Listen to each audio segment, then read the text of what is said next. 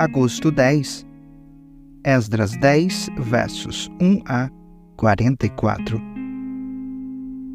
Enquanto Esdras orava e fazia essa confissão, chorando e com o rosto no chão diante do templo de Deus, uma grande multidão de israelitas, homens, mulheres e crianças, se reuniu e chorou amargamente com ele. Então, Secanias, filho de Jeiel, descendente de Elão, disse a Esdras: Fomos infiéis a nosso Deus, pois nos casamos com mulheres estrangeiras, dos povos desta terra.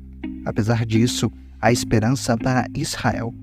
Façamos agora uma aliança com o nosso Deus, firmando que não divorciaremos de nossas esposas estrangeiras e as mandaremos embora com seus filhos. Seguiremos seu conselho e o conselho dos outros que tremem diante dos mandamentos de nosso Deus. Que tudo seja feito de acordo com a lei de Deus. Levante-se, pois é seu dever nos dizer como corrigir esta situação. Nós o apoiaremos. Portanto, seja forte e faça o que tem de ser feito. Então Esdras se levantou e exigiu que os líderes dos sacerdotes, os levitas e todo o povo de Israel jurassem que fariam o que Secanias tinha dito. E todos fizeram um juramento solene. Em seguida, Esdras se retirou de diante do templo de Deus e foi à sala de Joanã, filho de Eliasibe. Não bebeu nem comeu nada enquanto esteve ali, pois ainda lamentava a infidelidade dos exilados que haviam regressado. Depois disso, foi feita uma proclamação por todo o Judá e Jerusalém, para que todos os que vierem do exílio se reunissem em Jerusalém. Aqueles que não viessem em 3 dias perderiam todas as suas propriedades e seriam expulsos da comunidade dos exilados, conforme a decisão dos líderes e das autoridades. Dentro de 3 dias, todo o povo de Judá e de Benjamim havia se reunido em Jerusalém. A reunião aconteceu no dia 19 de dezembro, e todo o povo estava sentado na praça diante do templo de Deus. Tremiam por causa da seriedade do assunto e porque chovia. Então, o sacerdote Esdras se levantou e disse: Vocês agiram de modo infiel. Aumentaram a culpa de Israel ao se casar com mulheres estrangeiras. Agora, confessem seu pecado ao Senhor, o Deus de seus antepassados, e façam o que agrada a Ele. Separem-se do povo da terra e dessas mulheres estrangeiras. Toda a comunidade respondeu em alta voz: Você tem razão, faremos o que disse. No entanto, não é algo que possa ser feito em 1 dia ou 2, pois há muitos de nós envolvidos neste grande pecado. E agora é a estação das chuvas, portanto, não podemos ficar aqui fora por muito mais tempo. Que nossos líderes decidam por toda a comunidade. Todo aquele que tiver uma esposa estrangeira virá num dia marcado, acompanhado das autoridades e dos juízes de sua cidade, para que a ira ardente de nosso Deus a esse respeito seja afastada de nós. Os únicos que se opuseram à proposta foram Jonatas, filho de Azael, e Jazeías, filho de Tiquivá, apoiados por Mesulão e pelo levita Sabetai. Foi esse, portanto, o plano que seguiram. Esdras escolheu líderes para representarem suas famílias e designou cada representante por nome. No dia 29 de dezembro, os líderes se reuniram para tratar da questão. Assim, em 27 de março, o primeiro dia do novo ano, haviam terminado de resolver todos os casos de homens que tinham se casado com mulheres estrangeiras.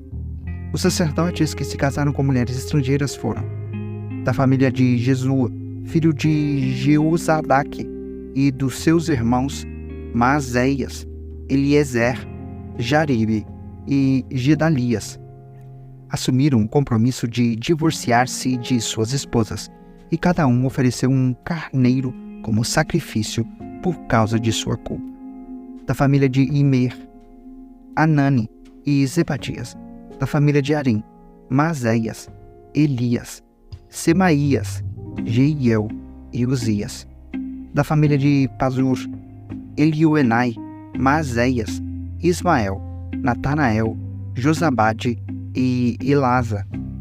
Os levitas culpados desse pecado foram Josabade, Simei, Quelaías, também chamado Quelita, Petaías, Judá e Eliezer.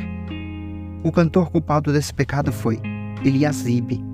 Os porteiros culpados desse pecado foram Salum, Telém e Uri.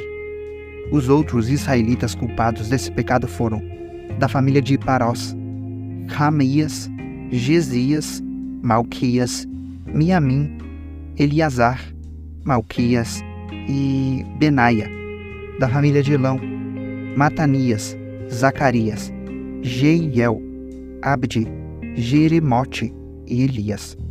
Da família de Zato, Elioenai, Eliasibe, Matanias, Jeremote, Zabade e Aziza. Da família de Bebai, Joanã, Ananias, Zabai, Atlai. Da família de Bani, Mesulão, Maluque, Adaías, Jazube, Seal e Jeremote. Da família de Paate e Moabe, Adna, Quelau, Benaia, Maazéias, Matanaías, Bezaleel, Binui e Manassés. Da família de Arim, Eliezer, Isias, Malquias, Semaías, Simeão, Benjamim, Maluque e Semarias. Da família de Azum, Matenai, Matatá, Zabade, Elifelete, Jeremai, Manassés e Simei. Da família de Bani, Maadai, Amrão, Uel, Benaia, Bedias, Quiluí, Vanias, Meremote, Eliasibe, Matanias, Matenai e Jazai.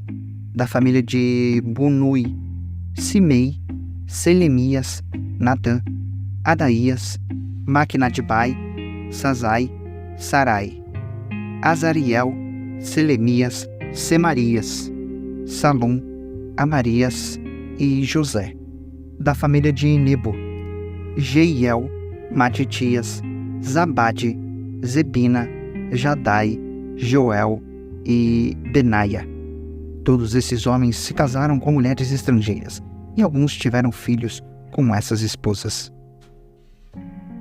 1 Coríntios 6, versos 1 a 20.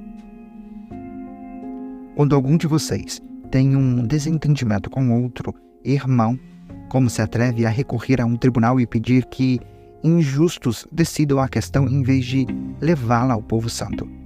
Vocês não sabem que um de nós, os santos, julgaremos o mundo? E uma vez que vocês julgarão o mundo, acaso não são capazes de decidir entre vocês nem mesmo essas pequenas causas? Não sabem que julgaremos os anjos? Que dizer então dos desentendimentos corriqueiros dessa vida? Se vocês têm conflitos legais, para que levá-los para fora da igreja a juízes que não fazem parte dela? Digo isso para envergonhá-los. Ninguém entre vocês tem sabedoria suficiente para resolver essas questões? Em vez disso, um irmão processa outro irmão diante dos descrentes. O simples fato de terem essas ações judiciais entre si já é uma derrota para vocês. Por que não aceitar a injustiça sofrida? Por que não arcar com o prejuízo? Em vez disso, vocês mesmos cometem injustiças e causam prejuízos até contra os próprios irmãos. Vocês não sabem que os injustos não herdarão o reino de Deus? Não se enganem. Aqueles que se envolvem em imoralidade sexual, adoram ídolos, cometem adultério, se entregam a práticas homossexuais, são ladrões, avarentos, bêbados, insultam as pessoas ou exploram os outros, não herdarão o reino de Deus. Alguns de vocês eram assim, mas foram purificados e santificados, declarados justos diante de Deus, no nome do Senhor Jesus Cristo e pelo Espírito de nosso Deus. Tudo me é permitido, mas nem tudo convém. Tudo me é permitido, mas não devo me tornar escravo de nada. Os alimentos foram feitos para o estômago, e o estômago para os alimentos. É verdade, mas um dia Deus acabará com os dois. Vocês, contudo, não podem dizer que nosso corpo foi feito para a imoralidade sexual. Ele foi feito para o Senhor, e o relacionamento que o Senhor tem conosco inclui nosso corpo. Portanto, Deus nos ressuscitará dos mortos por seu poder, assim como ressuscitou o Senhor. Vocês não sabem que seu corpo é, na realidade, membro de Cristo? Acaso um homem deve tomar seu corpo como faz parte de Cristo e uni-lo a uma prostituta? De maneira nenhuma. E vocês não sabem que se um homem se une a uma prostituta, ele se torna um corpo com ela? Pois as Escrituras dizem: os dois se tornam um só. Mas a pessoa que se une ao Senhor tem com ele uma união de espírito. Fujam da imoralidade sexual. Nenhum outro pecado afeta o corpo como esse, pois a imoralidade sexual é um pecado contra o próprio corpo. Vocês não sabem que seu corpo é o templo do Espírito Santo que habita em vocês e lhes foi dado por Deus? Vocês não pertencem a si mesmos, pois foram comprados por alto preço. Portanto, honrem a Deus com seu corpo. Salmos 31, versos 9 a 18. Tem misericórdia de mim, Senhor, pois estou angustiado.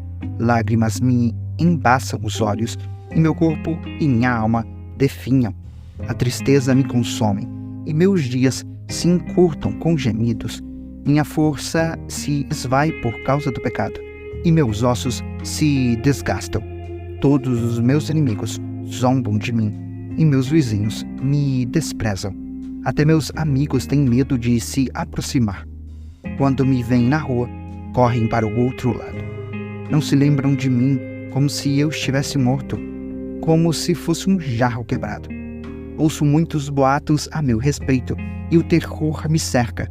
Conspiram contra mim, tramam tirar minha vida. Eu, porém, confio em ti, Senhor, e digo: tu és meu Deus.